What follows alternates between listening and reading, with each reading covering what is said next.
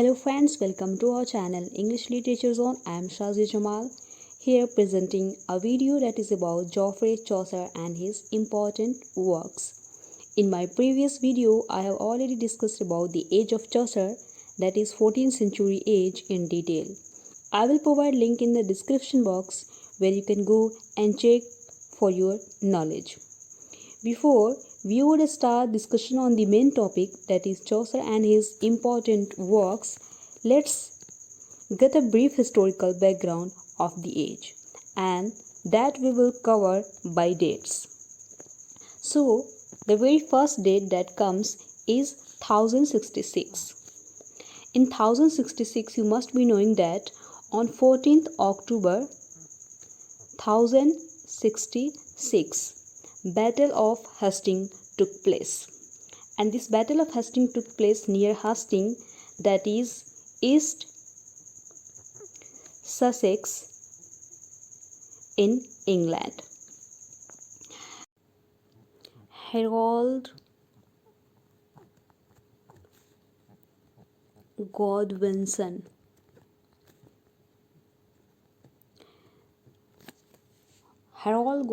was the king of England. This battle, the Battle of Hastings, took place between King Harold Godwinson of England and William, who was Duke of Normandy.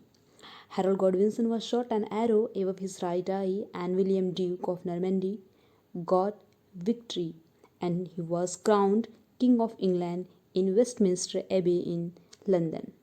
After Norman conquest, Anglo-Normans became the dominant tribes in England. In 1348, another incident took place that is known as Black Death, and this Black Death occurred due to plague, and this plague, that was a disease, was caused by a bacteria. Its name was Yersinia pestis. Before this Black Death occurred, churches were the main figures in England. The common people had strong faith in churches, and they used to buy pardons. Something like that, if somebody committed any sin, he or she used to buy pardons from the churches, and they used to in this way get purified themselves for getting entry to heaven after death. This was the belief of the people in churches, but everything was changed when Black Death occurred. These people, who were considered as dear to God, these were bishops, fathers and popes, started dying due to this pandemic, this disease that occurred during that period in England. So for the first time, people started doubting religion, and they came out of the superstitions that were practicing at that time in England in churches. Consequently, what happened? A moment came in light that was known as Lollard moment. So this Lollard moment was led by Wycliffe against the authority of churches on religious matters. Before, it was something that everything that was related to religion was considered only by churches and the people of churches. And that is why there were corruption in churches, and people were having so much superstitions in religion. But everything changed when Black Death occurred, and this brought a moment that was known as Lollard moment in England, and this was led by Wycliffe. So Lollard moment is related to Wycliffe, and the second leader of Lollard moment was John Purvey. He was the second leader of Lollard moment. They brought changes in England in religious matter. They started having clashes against churches, and they started making awareness among the people against superstitious practices in churches. The second change brought by Black Death was high wages of peasants, since their population was reduced drastically by this pandemic. It's very natural that in any pandemic a labor class or middle class meet with much miseries than the upper class or those classes which are having facilities. So this was the same condition with the peasants of England during that time. In 1300, this was the incident, these Lolal moments and Black Death that occurred and all those changes which were brought are the changes that took place during 1348. In 1337, from 1337 to 1453, that is a period of more than 100 years, and that were the period of war. It was known as 100-year war. So from 1337 to 1453, more than 100 years war continued between England and France. England got victory over France thrice. Battle of Crécy in 1346, when England got victory over France. Then the second battle, that was Poitiers, that took place in 1356, when England got victory over France. And the next third battle when England got victory over France was Battle of Agincourt, that took place in 1415, and in this year also England got victory over France.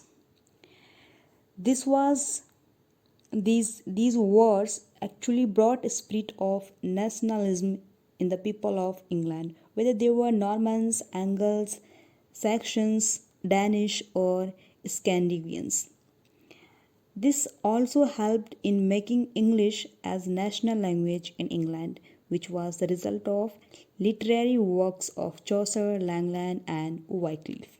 And hereafter, the works of Chaucer starts when in his first phase he wrote in French. He was influenced by French language, then he was influenced by Italian, and then he was influenced by English language, where he wrote Canterbury Tales, the most important and famous work of the history of English literature. Now let's come to the main topic, that is Chaucer and his most important works. Firstly, we will discuss about Chaucer and his life, and then we will move on to Canterbury Tales. There are different dates which are given in different books for his date of birth. So the whole life of Chaucer will be discussed here in three periods: first period, second period, and third period. And all these three periods will show the different influences of Chaucer in his works and on his life. So there are different dates for his birth in different books. Some books gives his date of birth 1328, while some books consider his date of birth 1343, some consider 1344, some consider 1345. So in different books there are different dates of birth of Geoffrey Chaucer. He was a great scholar and traveler, businessman, courtier, who reflected his experiences in the literature of 14th century age in England. During 14th century, the works of Dante, Petrarch,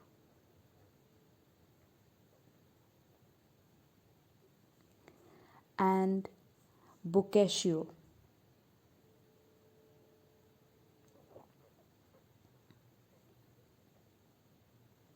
These all three writers were the Italian writers, the major Italian writers, and the most influential literary figure of all Europe. And there were these writers at that time outside England who were very famous and very influential literary figure at that time who influenced even Chaucer. Chaucer is also known as the father of English poetry, and he is one of the most musical poets. For a study of the life of Chaucer, his life has been divided into three periods. That is the first period, which I have already mentioned, first period, second period, and third period. We will here discuss about each period in detail, that what were the influences and what were the literary productions which were given by Geoffrey Chaucer in all these periods of his life. First period. The first 30 years of Chaucer's life through the influence of French, which is evident in his work Roman de la Rose. This is a work which he wrote in French. It was based on French models, and apart from this, his main work of this period are Book of the Duchess,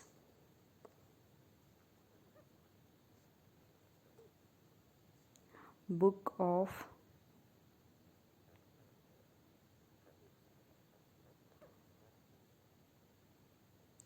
Duchess, which is an allegorical elegy written in 1369. Wife of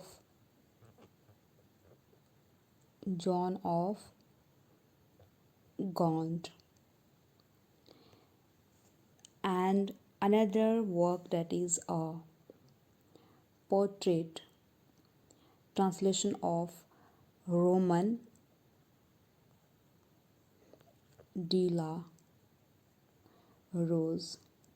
These are the two works which are important works of first period of Chaucer's life, that is Wife of John of Gaunt and a portrait translation of Roman de la Rose. In the second period, Chaucer was highly influenced by Italian writers Dante and Boccaccio, who were the great Italian writers of the age. Chaucer wrote a work, its name was Troilus and Cresside. He wrote this work which was the result of the influence of Italian writers on Chaucer. And this is the main work, which is a poem of 8,000 lines. This poem, Troilus and Cresside, is a poem that is having 8,000 lines, which Chaucer took from Boccaccio's work, that is Second Philostrato. So this was the work which was written by Boccaccio, and Chaucer wrote his poem Troilus and Cresside from Boccaccio's Second Philostrato. And Shakespeare used Chaucer's this work Troilus and Cresside for his own work, that is Troilus and Cressida. So you must have the knowledge that what Chaucer wrote was Troilus and Cresside. What Shakespeare wrote, that was Troilus and Cressida. So both are different, but Shakespeare took it from Chaucer's work, and Chaucer took from Boccaccio's Second Philostrato. In this way, this work was written. The other important work of this period is the House of Fame, which was written by Chaucer. It is the House of Fame. Not only this, he also wrote some other important works apart from this, that is Legend of Good Women. You must have heard about this work. It is also a very famous work written by Chaucer, and it was the result of Italian influence. He also wrote some other works like the Parliament of Fowls. This was also a very famous work written by Chaucer, that is the Parliament of Fowls.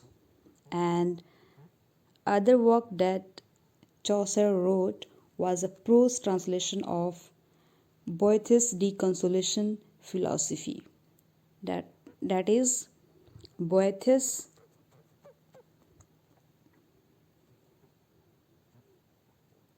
I do not have much space here, but I'm trying to write here.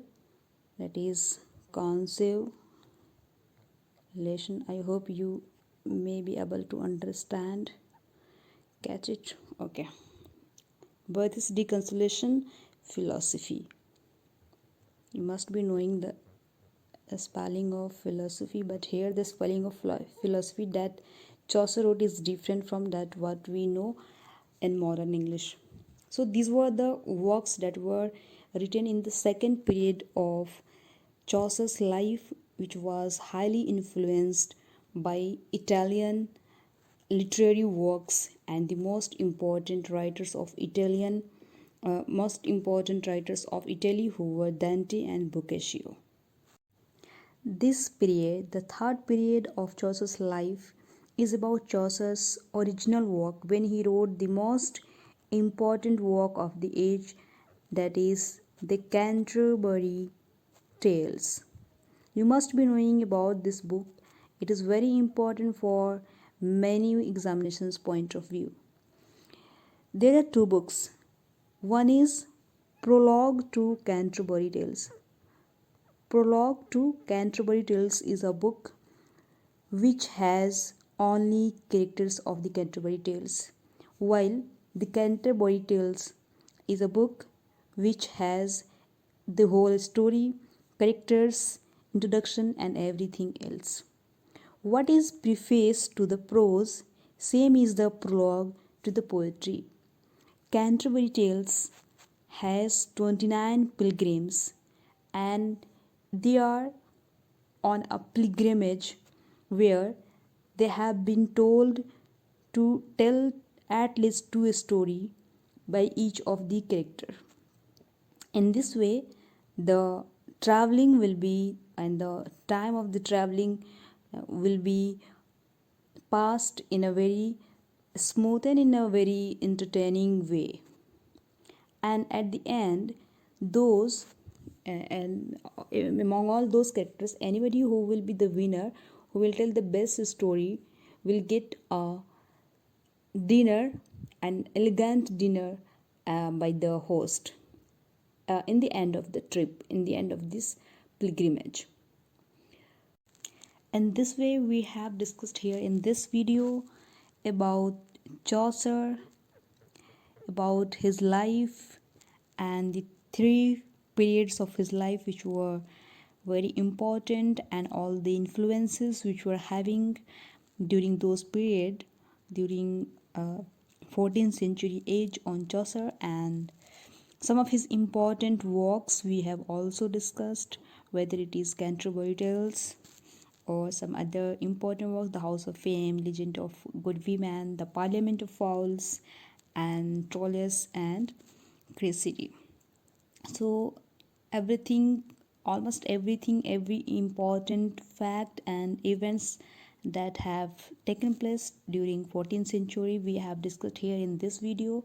We have discussed about Chaucer's life, and a very short and a very brief overview of Canterbury Tales. In my next video, I will be discussing only about Canterbury Tales in detail with every character and the every story that was discussed in the Canterbury Tales and almost everything covered in the next video that will be about only Canterbury Tales. So keep watching my videos, and if you have watched up to now, please like, share and subscribe my channel. And for your better knowledge, you must go for my previous video that is dealing with the age of 14th century, and everything that is discussed in detail is in my previous video. You can go and watch there. And thank you so much. Take care. Bye.